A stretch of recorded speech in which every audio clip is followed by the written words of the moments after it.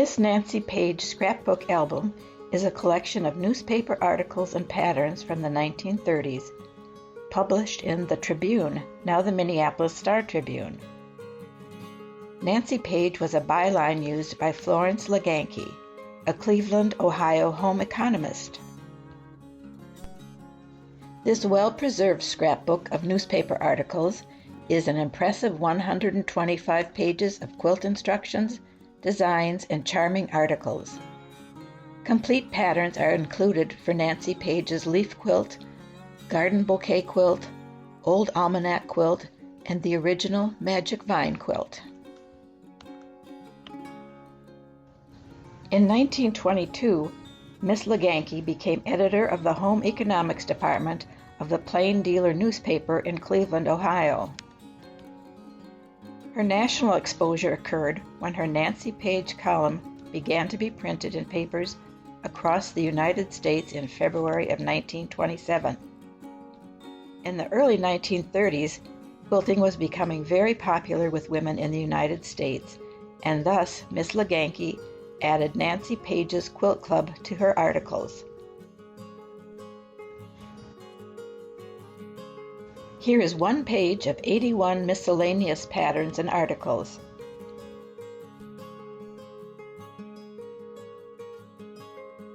Nancy's Noah's Ark wall hanging is made on a felt background with applique animals.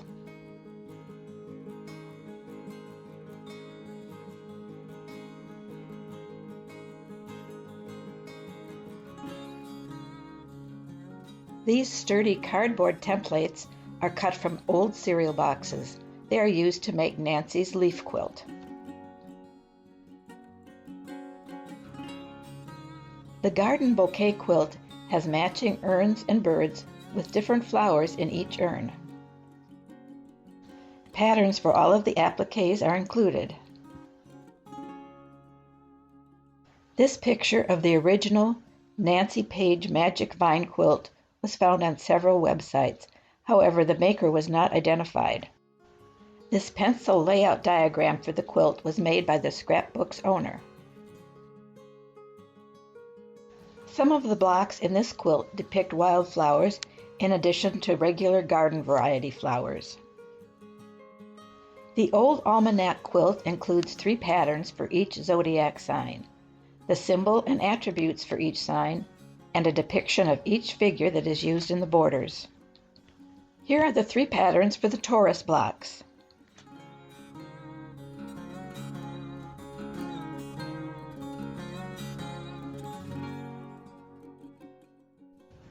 Included with the scrapbook are 3 envelopes that contain additional templates, applique, and embroidery patterns.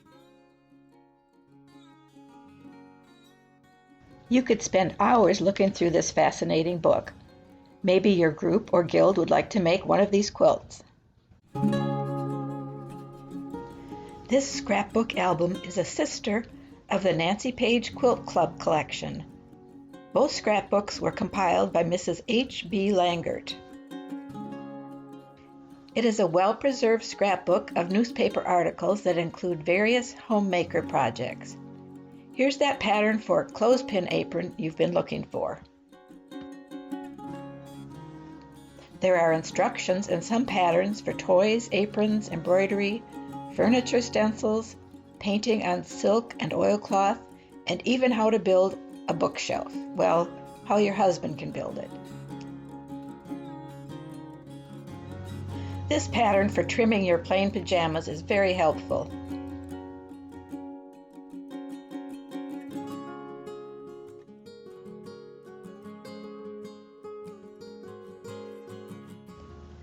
We couldn't find instructions or a pattern to go with this somewhat scary-looking figure. The note on the brown paper says, Ella Cinder's applique for hot lifter. What is a hot lifter? There are several pages of traced patterns and some tissue paper patterns for applique. There are so many sunbonnet Sue patterns out there, but I think this is one of the cutest I've seen. There is a completed block that will be included with the scrapbook. It is 18 inches square and in excellent condition. The black hand stitching and embroidery are very nicely done. We're not sure if Mrs. Langert made the block or if it was a gift. There is a note adhered to the page with the pattern. You can make up your own story about the note. The note reads, Mrs. Langert, Sunbonnet Baby. You have been a pretty good patient at that. Here's hoping it will be a boy next time, as long as you don't want twins. Signed, Miss Hampstead.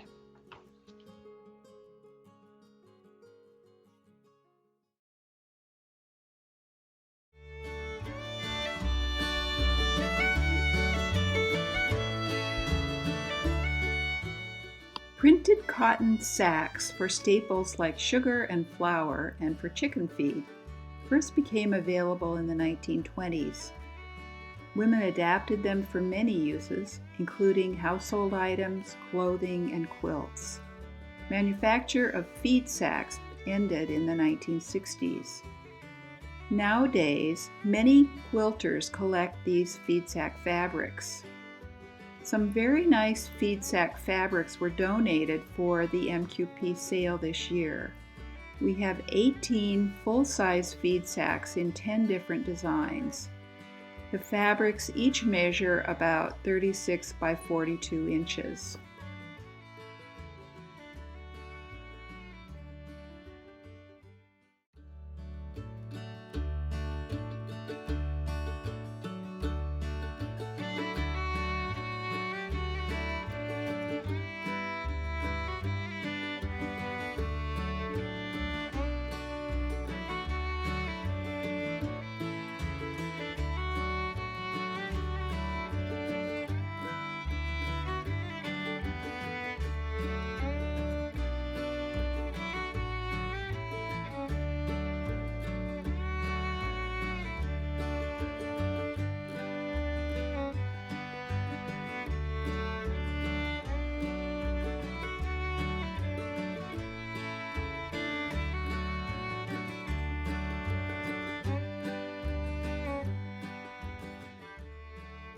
In addition to the full sacks, we will have a sale lot that includes 1 pound of feed sack fragments and 12 different fabrics.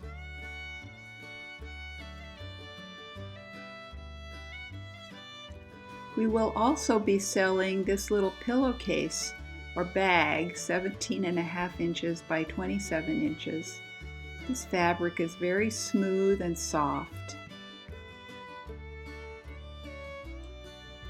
This vintage cotton fabric is 36 inches wide. There are 2 yards of it. The background is a very dark navy blue with white medallions. It has never been washed and is in excellent condition.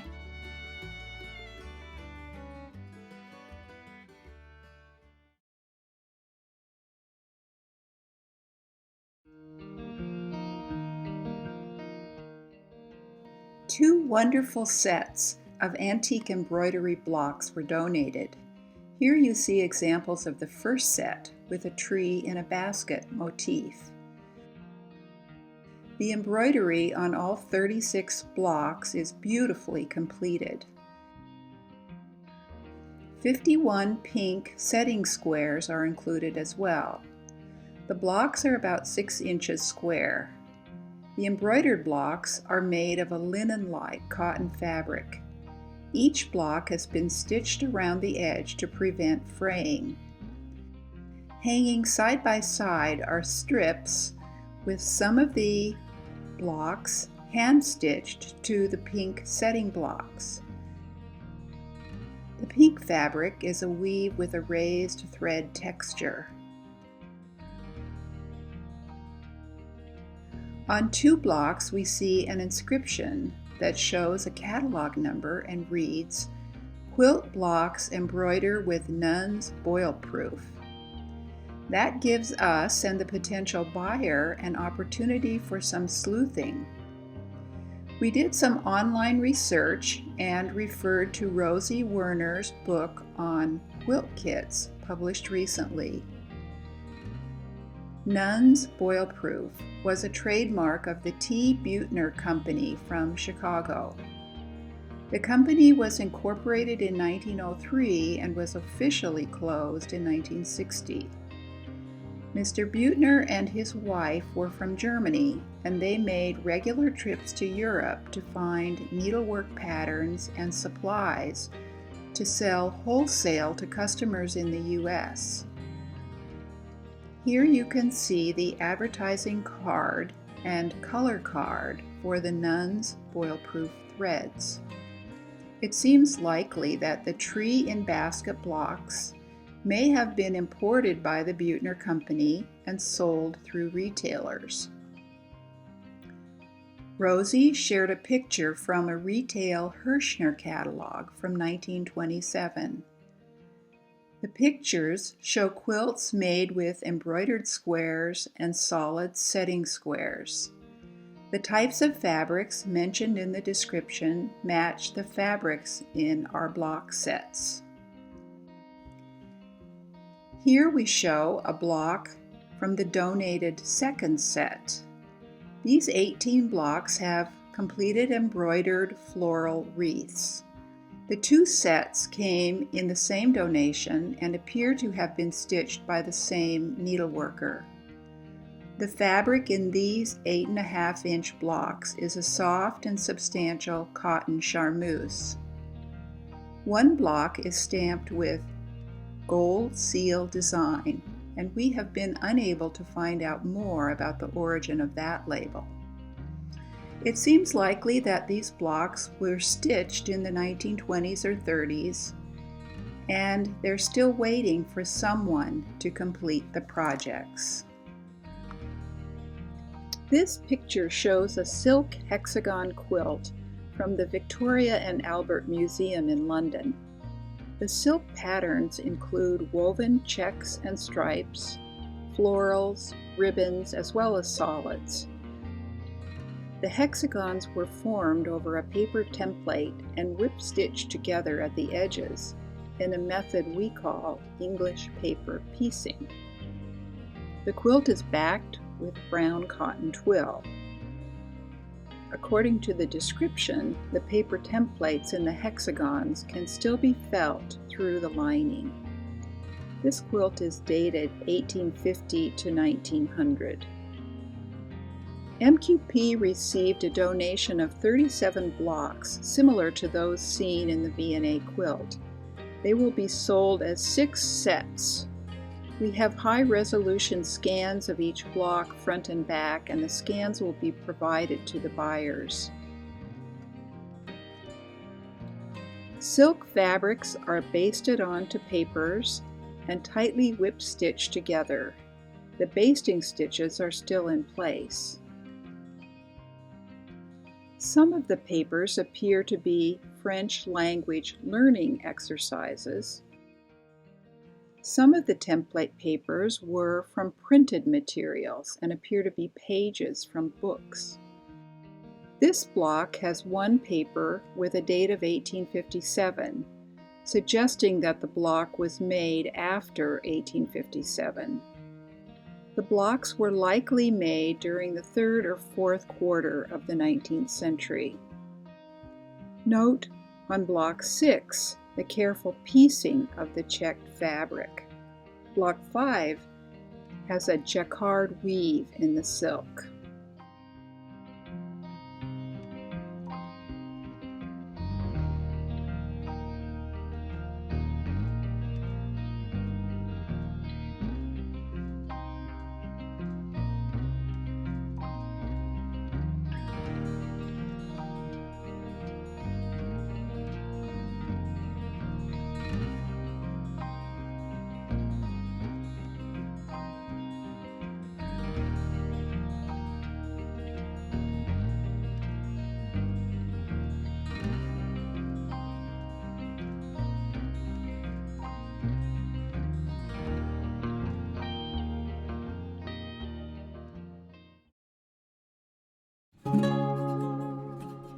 One of the contributions received by MQP was this large collection of 1-inch hexagons.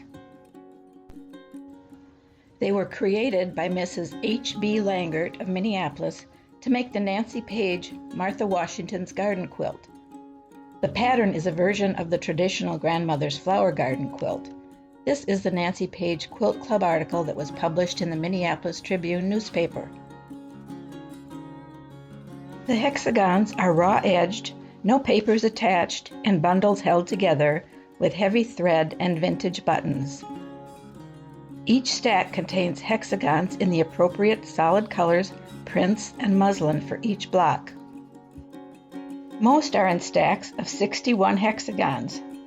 There are 3 larger stacks with approximately 120 hexagons. We calculated there to be approximately 13,000 hexagons in the whole collection. In addition to the multicolored stacks, there are 5 stacks of yellow hexagons for the flower centers. These are the templates that were used for the hexagons.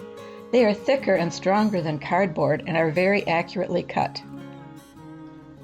For some reason, there are 2 identical sets of the pattern instructions. One set is entirely handwritten in pencil.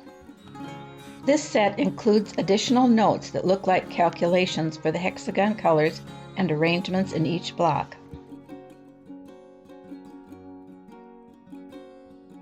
There is also a printed or typed version which may have come from the newspaper or a friend with access to a typewriter. Included with the hexagons is a box of leftover vintage buttons and thread. The adorable box originally contained note cards.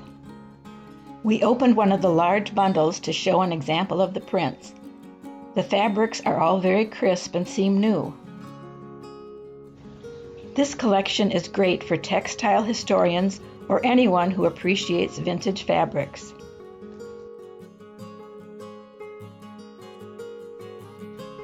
These blocks and borders are from a 1930s disassembled quilt. There are 15 9-inch blocks.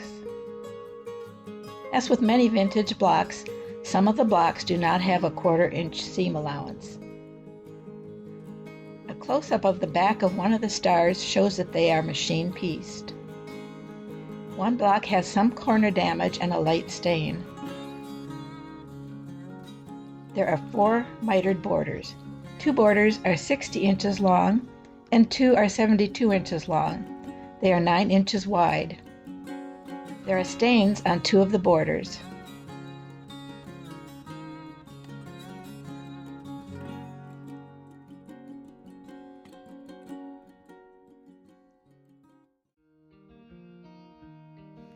This donation includes 30 individual blocks with stars constructed from fabrics from the 40s, 50s, and 60s. The donor said that these blocks were made by a woman from Sacred Heart, Minnesota. We have more provenance and will provide it to the buyer. The stars measure 10.25 inches from tip to tip. The fabrics in the stars are cotton, and they're machine stitched onto white blocks 12.5 inches square. The white fabric is a cotton poly blend. We received a donation of the fabric stash and quilt blocks that belonged to a quilter who was active in the 1960s and 70s. She must have enjoyed making log cabin blocks, and we will be selling them in sets. Here are 2 of the sets.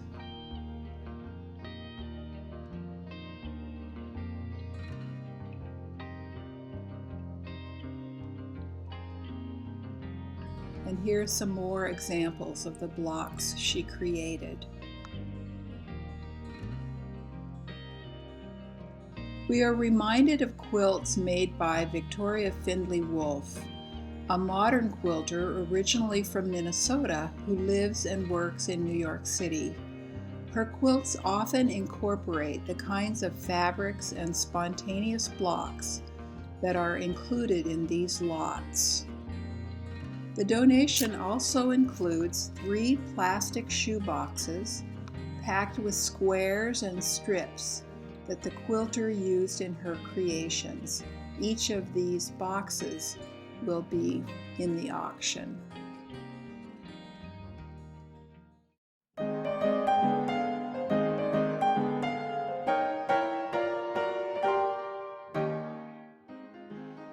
auction will include a number of interesting vintage orphan blocks. These would be great as a starting point to create a small quilt, perhaps combining the block with other vintage fabrics or reproduction fabrics. This Dresden plate block is made from vintage 30s fabrics. It's machine-pieced and 12 inches in diameter. After the invention of the stable black dye for cotton in 1890, there was a fad for about 20 years for prints with bright colors combined with black. These were called novelty prints or neon prints. This orphan block, 11.5 inches square, includes a blue and black print. The block is both hand-pieced and machine-pieced. On the right is an example of a novelty print used with a plaid. This picture is from Barbara Brackman's blog on the topic.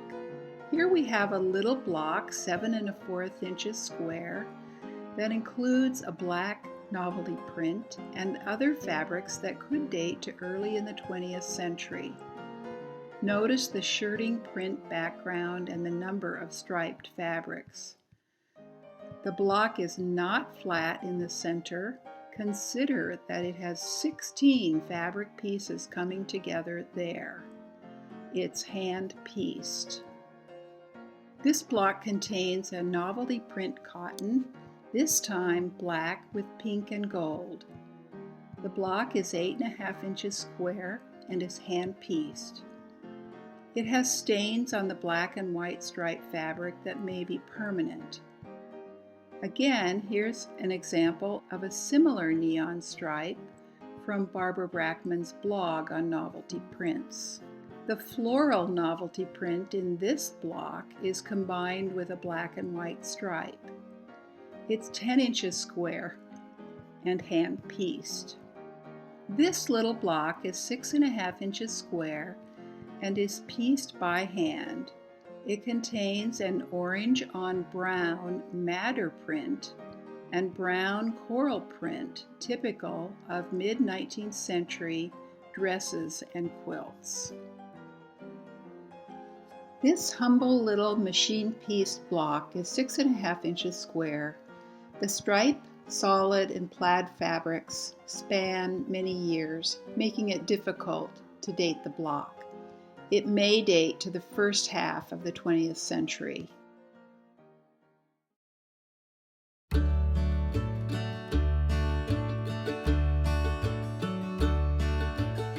This red and white donated quilt top is made from album or chimney suite blocks. The color in the center of the block and the on-point orientation of the blocks creates the pattern of red crosses. It's 74 by 74 inches. It's made from two fabrics, the red and white print, and then white setting squares, all cotton fabrics. It's very nicely hand-pieced and might date to the 1880 to 1920 period.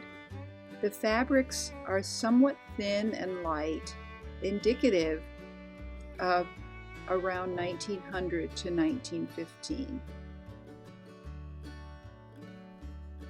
We are grateful for the donation of this beautiful top that was pieced by hand by an expert needleworker. It's 72 inches by 90 inches. It's made from vintage fabrics, both prints and solids. Included with the top is extra fabric. There's enough extra pink fabric for the binding, and the white solid, there's 5 yards by 36 inches. The top is clean, bright, and ready to finish as a quilt. The pattern is hexagon star or double star. Diamonds were pieced to create a hexagon containing a star, and pink setting triangles create a second star. The fabrics are typical of the 1930s and 40s, including a variety of prints and solids.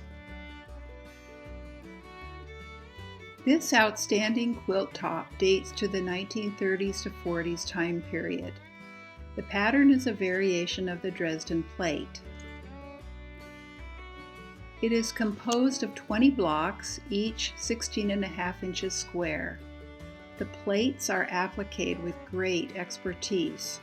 It's very difficult to see the stitches. The blocks are machine pieced together. The 6-inch border with print cones is hand pieced and attached to the top by machine. The white cotton fabric has a bit of polish. There is a yellow print spaced repeatedly to unify the design. The plates contain a wide variety of prints from the 30s and 40s.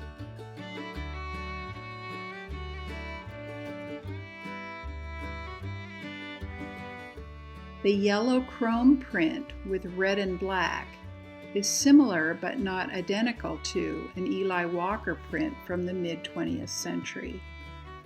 The top has some problems. There are 3 or 4 dark spots measuring 1/4 to 1/2 inch in diameter that will probably not soak out. 2 of the blocks have water stains that are most apparent on the back. These would likely soak out. Finishing the border will present a challenge due to the rounded shapes on the cones. With some tender, loving care, it will become a very special quilt. This donated quilt top is 76 by 90 inches. It's composed of repeated Jacob's Ladder blocks. The pattern has other names, such as Underground Railroad.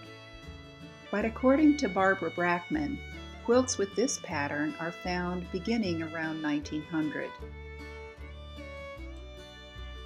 This top uses a pink fabric set with a variety of vintage prints from the 1930s to 40s time period. It is machine pieced and ready to finish as a quilt.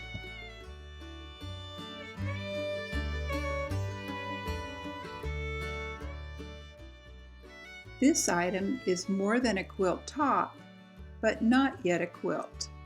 It is a 74-inch by 90-inch top in high-quality quilting fabrics, a solid cream and a medium blue floral reproduction print in 4-inch blocks in the Drunkard's Path pattern. It is basted to a cotton batting and a white print backing. Unfortunately, this quilt-to-be fell on hard times. There are a couple of stains on the front affecting 3 of the blocks and an area on the border where the cream fabric may need to be replaced. On the back, there's a large dark stain and a lighter stained area that extends about 18 inches by 36 inches. With some tender, loving care, it will be a nice quilt.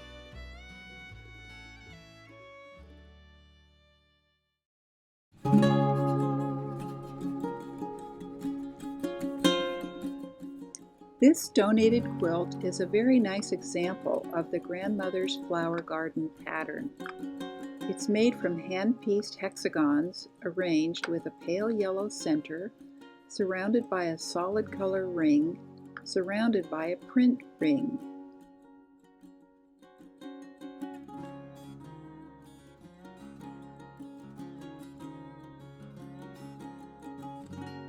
The flower blocks are linked by a Nile green garden path. The fabrics are typical of the 1930s and 40s. It has a cotton bat and is expertly hand quilted around each ring of hexagons. The quilt is 79 by 102 inches and is in excellent condition.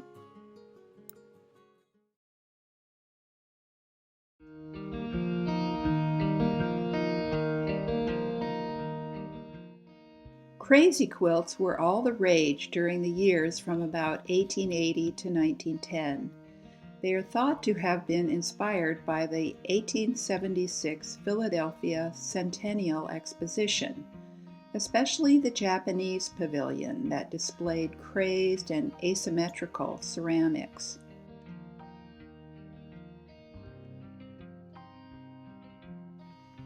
They were made strictly for display purposes. Careful inspection shows that a great deal of time went into collecting the materials, planning, and executing the construction.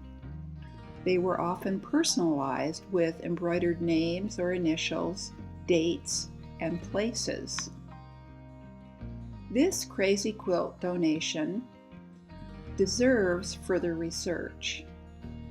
It's 75 by 75 inches. It has a heavy red satin border that's 3.25 inches. There are 16 blocks, each 17.5 inches. For each block, fabrics were stitched onto a backing in a flip and stitch method. Each seam was top stitched by machine using matching thread. Then a variety of embroidery stitches were added along the seams. The backing fabric is a bold red and green print cotton. This is clearly a Minnesota quilt. Printed in gold on silk is an emblem for the Simpson and Henderson Company, located at Nicollet and Washington Avenue in Minneapolis. We wonder whether the quilt maker was from the Henderson family, because 2 blocks contain an embroidered H. The year embroidered on the quilt is 1904. The quilt contains a wide variety of fabrics, including silks, cottons, velvet, and dimensional fabrics. There are solids, plaids, stripes, and other prints. Typical for crazy quilts this old, there are some pieces of silk that have shattered and will need stabilization. Some of the embellishments we find include painted flowers, embroidery on velvets, embroidered butterflies, and an embroidered owl, and a beautiful embroidered dimensional fan near the center.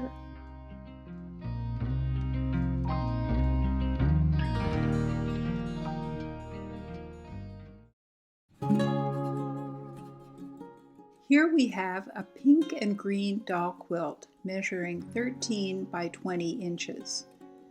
It was made by machine, including the piecing, quilting, and attachment of the binding. The pink and green prints, as well as the solid green backing, are typical of the 1930s.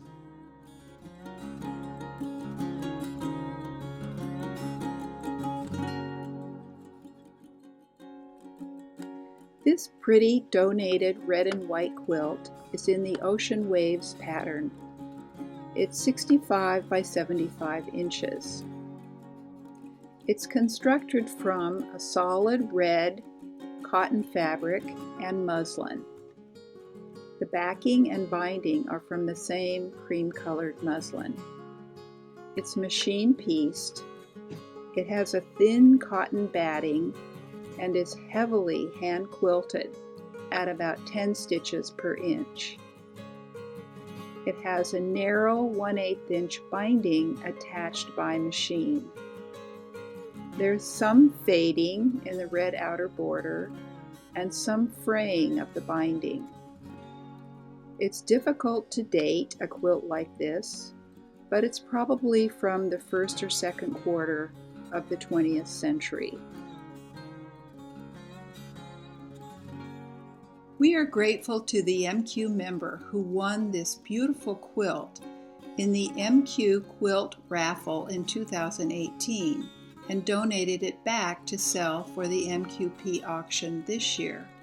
The quilt celebrates the 40th Ruby anniversary of Minnesota Quilters. It measures 65 by 82 inches. Many MQ members constructed the blocks.